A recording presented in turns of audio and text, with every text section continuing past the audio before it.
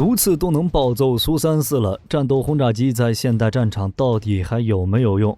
现役最知名的战斗轰炸机也就美国 F-15E 和俄国的苏34了。F-15E 的战绩还可以，算是局部战争一霸，在沙漠风暴行动中，在伊拉克给坦克开罐，顺便还打掉了一架米24。但是这苏34就有点拉胯了，在乌俄战场上被毒刺干掉，还不止一架。本来战斗轰炸机的日子都不好过，毕竟现在的战斗机谁不会丢炸弹？毒刺这事儿一出，雪上加霜，这就有一个问题了：战斗轰炸机还有没有未来？之后又会不会被多用途战机彻底替代？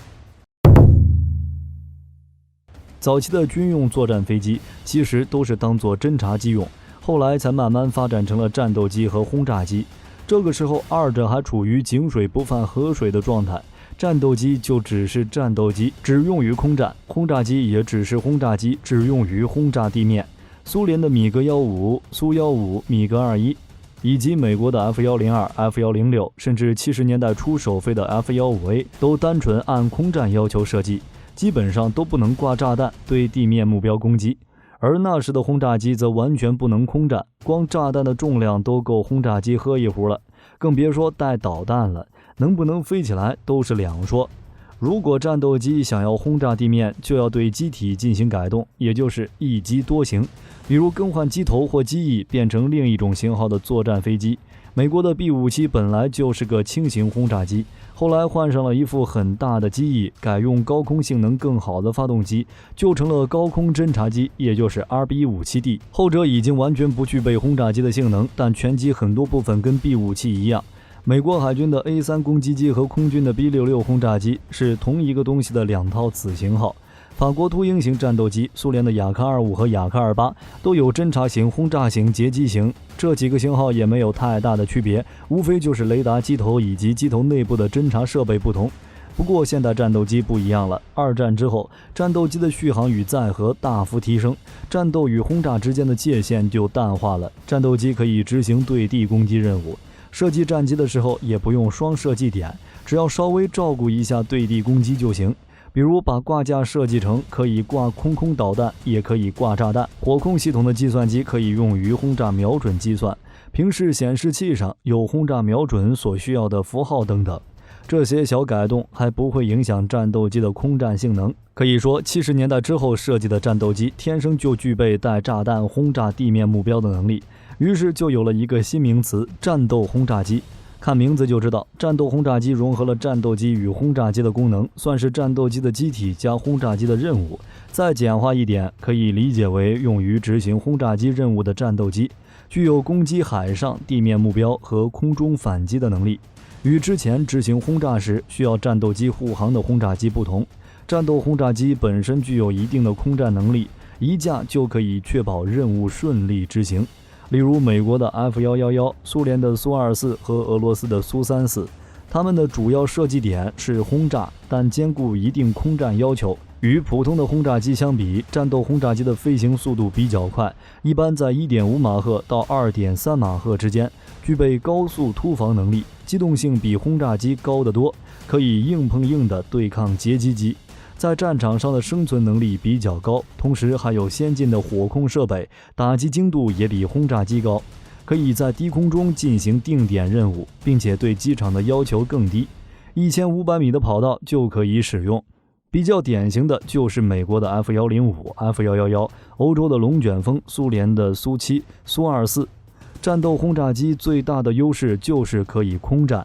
当然，肯定不是那种一机专用战斗机的对手，但是它具备相当好的机动性和加速性，打不过还能跑，看形势不对就能逃之夭夭。而且它们都有一些空战武器，比如挂2枚空导弹，给战斗机来上一发也不是不可能。凭借着高载荷、速度快的优势，这种战斗轰炸机在局部战争里大放光彩。在海湾战争里 ，F-111F 在23天时间里，总共完成了664架次轰炸任务，而且每次都能安全返回基地。F-15E 携带激光制导炸弹，一次出动炸毁16辆装甲车的事儿就有好几次。苏34在叙利亚战场执行轰炸任务的时候，表现也还算可以。不过这毕竟都是局部战争，美国打海湾战争的时候，已经派轰炸机炸毁了伊拉克的防空网络。F-111执行轰炸任务，那就是如入无人之境。苏34在叙利亚也是如此，虽然这里也有毒刺的威胁，但压根儿就没有远程防空系统。苏34可以在毒刺射程以外的高度安全地执行轰炸任务，等于说轰炸机飞得高一点，炸弹随便丢。只是把这些战斗轰炸机拉到势均力敌的战场，那就不一样了。苏34已经拉胯了， F-15E 能不能发挥作用也不好说。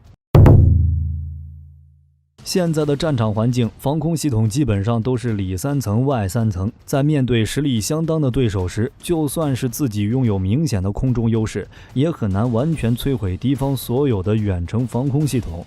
就比如乌俄战争初期，俄军的实力不强吗？战机的数量不够吗？完全可以说俄罗斯空天军已经夺取了战场制空权。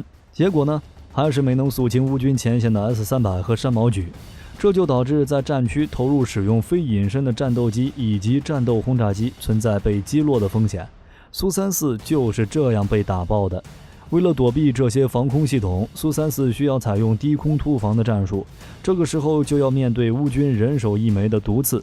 毒刺从发射到命中目标只有不到6秒的时间，苏34的预警系统和机组人员根本来不及反应，于是就被打爆了。所以之后的一段时间，俄军就学乖了，大量搭载远程对地巡航导弹，在防区外发射导弹。虽然苏34被炸的可能性少了，但是导弹的损耗却是直线上升。这也是为什么火力军一直说俄军武器装备跟弹药不够的原因。普通的弹药肯定是够的，缺的是那些远程精确打击武器。咱们言归正传，所以战斗轰炸机好不好用，能不能用，要看战场的强度如何。乌俄战争中的苏34不行，火力军不否认，只是海湾战争的 F-15E 以及叙利亚战场上的苏34的战绩也是不争的事实。也是因为这个限制，现在的战斗轰炸机地位很低，多用途战机才是各国空军的宝贝。那么之后战斗轰炸机会不会被替代，彻底消失？多用途战机也就是同一种机型，它可以是战斗机，也能用来轰炸地面目标，可以用来掩护其他飞机出击，也可以作为主要防空武器拦截敌方战机。换句话说，就是一机多用。比如 F-18、阵风和 F-35这类比较新的战机，虽然这种战机也有轰炸的能力，但是本职工作还是空战，通常不把它们列入战斗轰炸机的范畴。这种多用途的战机用途更大，地毯式轰炸对于轰炸机来说已经不是主要任务了，搭载数量庞大的巡航导弹执行防区外打击任务，利用自身的隐身性能实施穿透式打击战术。作为机载激光武器的搭载平台，未来高超音速武器也可能由轰炸机发射。未来此类机型已经不能单纯的称之为轰炸机了，叫它大型综合空中武器作战平台可能更好一点，比轰炸机和战斗轰炸机强了不止一点。在空战时，轰炸机没有反击手段，就是一个待宰的羔羊。战斗轰炸机比如 F-111、苏24可以挂载基本的自卫空战武器，有自卫能力。如果说战斗机是食肉的狮子，那么战斗轰炸机就是野牛。这种有反击能力的食草动物，狮子不小心也会受伤。多用途战斗机就是荤素不忌的棕熊，上能跟狮子搏斗，下能欺负野牛。至于在多用途战斗机的时代，战斗轰炸机有没有用？答案是肯定的。这个问题可以换成一个更好理解的，都已经有手机了，平板电脑还有用没有？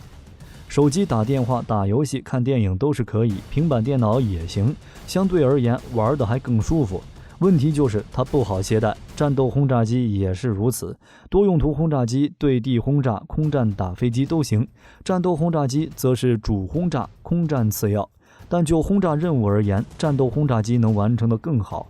问题就是现在的战争环境，能使用战斗轰炸机的场景不多，就跟平板电脑不好携带，用它的场所没有手机多一样。而且战斗轰炸机虽然具备2种飞机的功能，但大部分的战斗轰炸机在空战上不如专用空战的战斗机，如 F-15E 在空战上不如 F-16。综合性能的战斗轰炸机可以挂载的兵器种类很多，但是由于挂点和载荷限制，单机挂载兵器种类和数量都会有限制。所以战斗轰炸机有没有用，取决于一个很经典的问题：矛与盾能发挥多大的作用？关键的问题就是敌人的防空系统行不行？现在空袭的环境比之前要难太多了，这也是为什么美国要发展 AGM-158C 这种远程精确打击武器。现在比较强一点的国家都是用巡航导弹，利用长距离精确制导武器执行远程空袭任务。最大的好处是避免了人员损失，另一大优势是便宜，毕竟战斧再贵也就$75，也就同时期一架 F-16价格的1/30到1/40而已。就算导弹不可靠，多打几发也就是了。导弹装载到飞机上，防区外发射，从自己家里精确打击上千公里外的目标也不是问题了。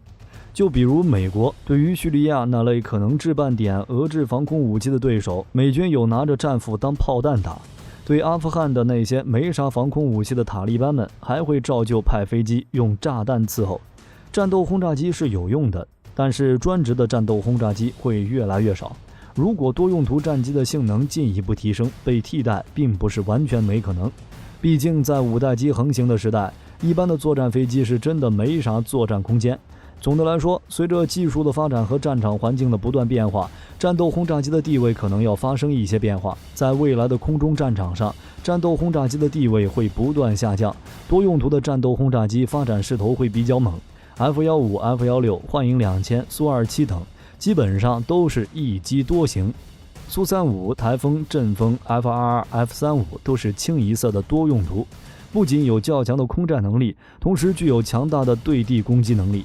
至于空战，基本上都是协同攻击战术，进行编队作战，以空战为主，轰炸为辅，或者一种专门空战的战斗机配合一种专门轰炸的战斗轰炸机，比如 F-16配 F-151、F-22配 F-35。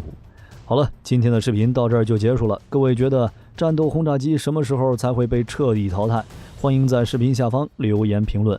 如果视频内容有不对的地方，各位也可以在下方指正。我是火力军，下期见。